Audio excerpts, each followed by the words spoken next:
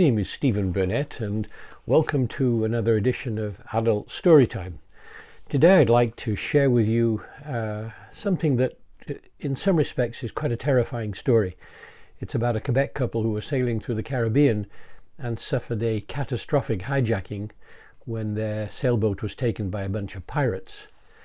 This was on the Colombian coastline, and I have to say that the Colombian coastline is a heck of a lot more safer nowadays than it was then, but this was a terrifying experience for them and for those of us who tried to help them out and in some respects rescue them from this terrible situation. It started a few days before Christmas when I was down at the marina checking on the winterization of my boat. I'd winterized the diesels and was a little concerned that I needed to top up the antifreeze, and I had CBC playing in the background. Something mentioning a hijacking caught my ear, and as I drove home that late evening, I listened to another broadcast which seemed to confirm this was happening. So when I got home, I called the CBC hotline, and immediately they put me through to the reporter in Montreal who confirmed the story had just broken. In fact, what had happened is that a ham radio operator in Quebec, we called him Monsieur Jambon, had picked up the Mayday message from this sailing couple. It was in French, and immediately relayed that to the Coast Guard, and of course the CBC caught the message too. The couple were literally sailing around the Caribbean. They'd sold up their assets in Quebec. This was Michel and Frédéric.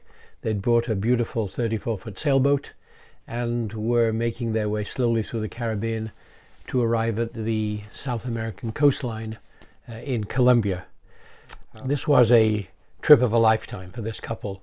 They'd saved for quite some time to create the assets to make this work, and they were expert sailors. These were no neophytes. They really knew what they were doing.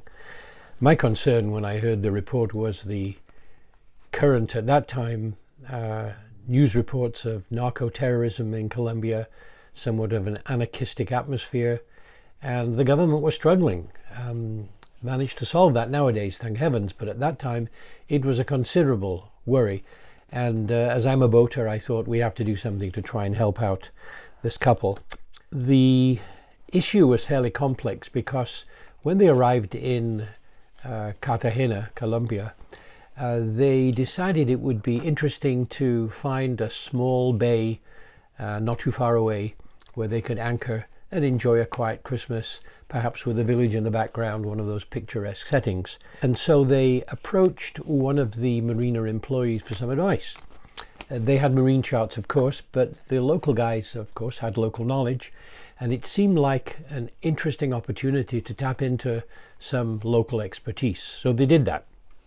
And lo and behold, a couple of days later, one of the staff members appeared with a hand-drawn map, a little bit of a resemblance to a chart, but a map that basically detailed the coastline and showed them where there was an interesting bay, somewhat protected from the prevailing wind, where they could anchor the boat and enjoy Christmas. And that's what they did. They set off a few days before Christmas, managed to find the bay which they thought was appropriate, dropped the anchor, and started to make preparations, as we do here, for a lovely Christmas Eve. They went to bed rather early, and about 2 a.m, Michel awoke because he felt a throbbing of diesels somewhere across the water. As sailors will know, the sound of diesel engines travels quite a distance on the water, and a few seconds later a gentle rocking of the boat told him that there was another vessel nearby, and as the throbbing got louder, he realized there was a boat trying to come alongside. The action started a few minutes later. Michel came on deck, and as he emerged from the companionway, he was immediately attacked by one of the 3 pirates. He was badly injured.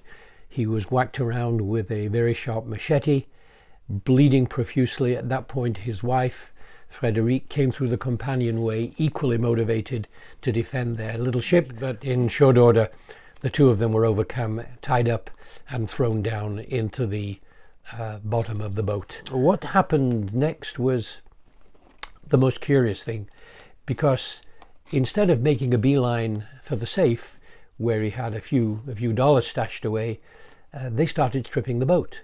The radios came out, the radar dome was dismantled from the masthead, the boom was taken off the boat, the small stove was dismantled, the fridge was dismantled, and before long what Michel was viewing was an entire stripping of his boat.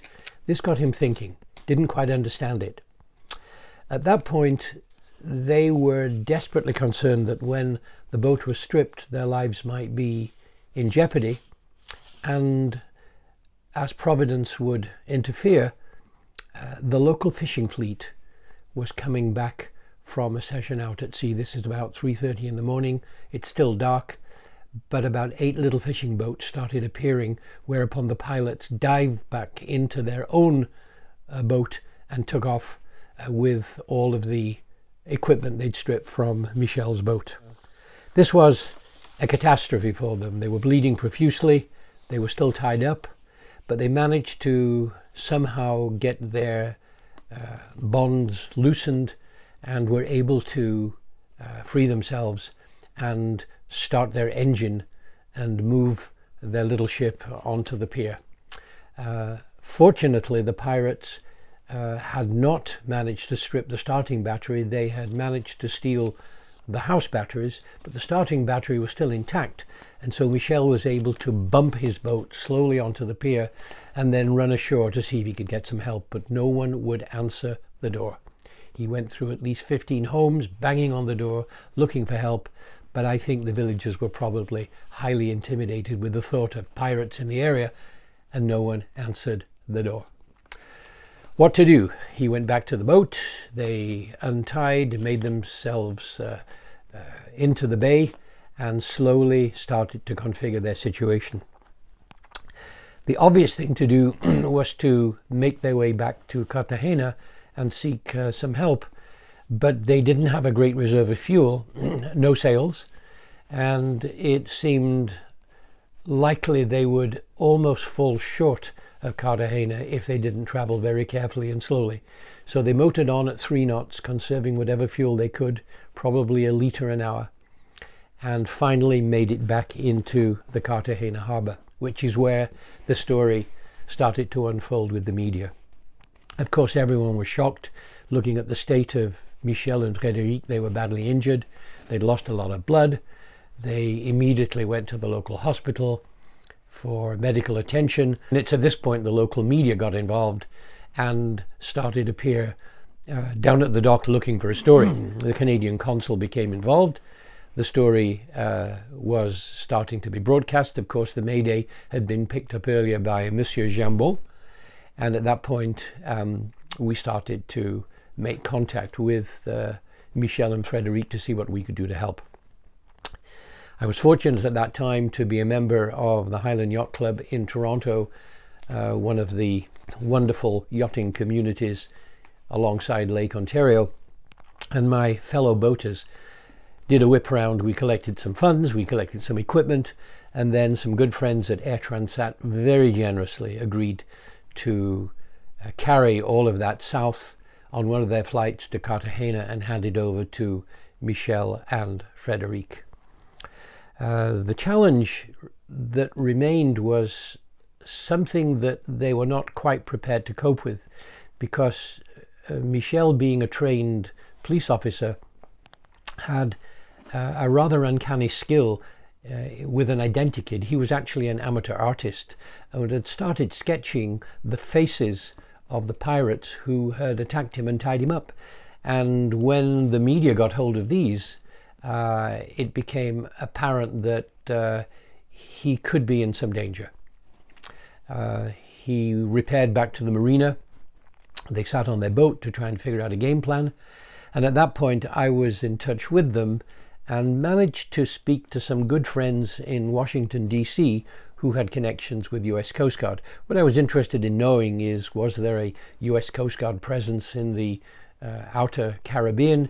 Was there some way they could follow a Coast Guard boat as it traveled along and thus get a little bit of protection. Fortunately, that all was possible, and sooner or later there was a local patrol coming by, and Michel and Frederic fired up their engine. They'd been resupplied by this time. They'd managed to get their boat back together, and they followed the Coast Guard cutter out of the harbour, and they remained close just as far as Panama when they went into the Panamanian marina and started to clean up and get their boat together for the trip home. This was essentially the end of their experience. They sailed back to Canada, and at that point we had the opportunity to meet with them. And so we duly went down to Quebec City.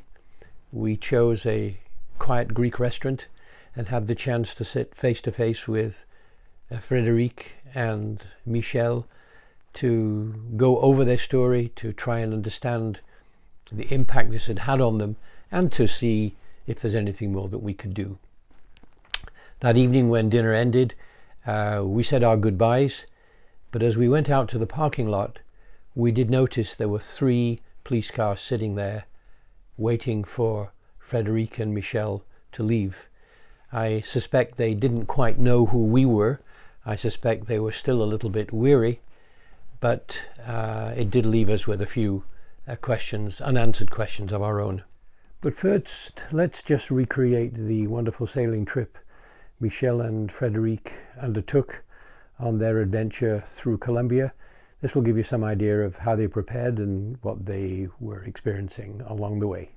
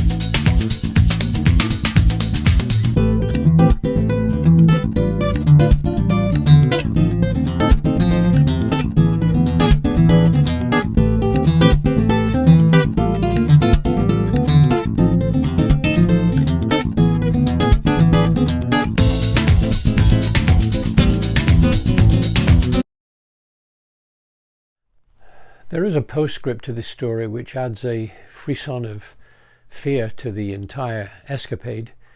When Frederic and Michel were in the marina in Cartagena, they took some time to wander around and say hello to some of their fellow boaters, but they found themselves towards the back of the marina looking at a series of containers which contained a great number of badly damaged boats. Boats with holes in the hull, masts that were broken, booms that were missing, a lot of dents and scratches, and in some cases the stanchions were clearly bent over. There'd been a huge force attacking these boats, and when they really did some investigations, they found out that this was in fact a charter fleet, an entire charter fleet of boats that had been destroyed by the hurricane that came through some time previously. When they thought about it, and when they looked at the boats a little more closely, they discovered that all of the boats were of the same make, and in fact the same make as their own boat, which gave them cause to think a little further and realize that they have probably been set up. The fellow who drew the hand-drawn chart to indicate where they should moor their boat for Christmas in all likelihood was in cahoots with the pirates, and this was a structured hit, a hit to try and steal the components from Michel and Frederic's boat in order to refurbish one or two or even more of the boats of this destroyed charter fleet.